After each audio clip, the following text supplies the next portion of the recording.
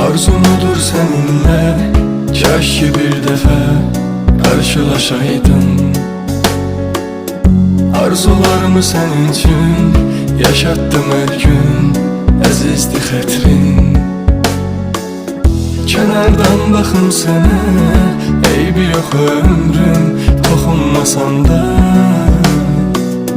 Həzin küləklər əssin, gətirsin mənə bədənimin ətrini.